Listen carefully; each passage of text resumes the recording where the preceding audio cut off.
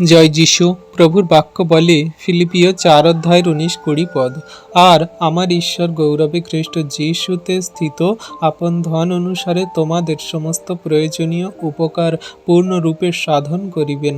আমাদের ঈশ্বর ও পিতা মহিমা যুগ পর্যায়ের যুগে যুগে হোক, আমেন।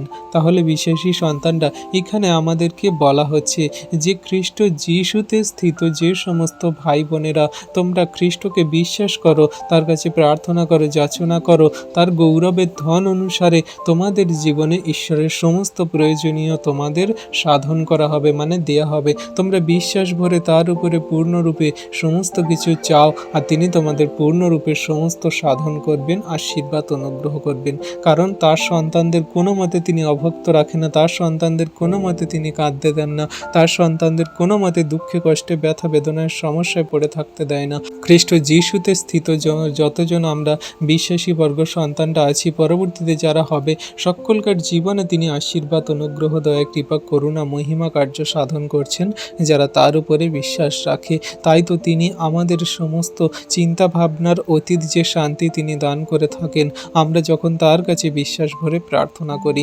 তাই তো আমরা যখন তার উপরে বিশ্বাস করে জীবনযাপন করি, সমস্ত শয়তান দিয়াবল থেকে তিনি দূরে রাখেন। তাই তো আমরা সর্বদা খ্রিস্টের বাক্য আজ্ঞার শিক্ষা সকল পালন করে চলি। তাই বিশ্বাসী বর্গ সন্তানরা আমরা প্রভু যীশু খ্রিস্টের উপরে বিশ্বাস করি, তার বাক্যর আজ্ঞা শিক্ষা সকল পালন করি। তিনি আমাদের সমস্ত কিছু পূর্ণরূপে সাধন করবেন, আমাদের প্রয়োজনীয়তা মেটাবেন।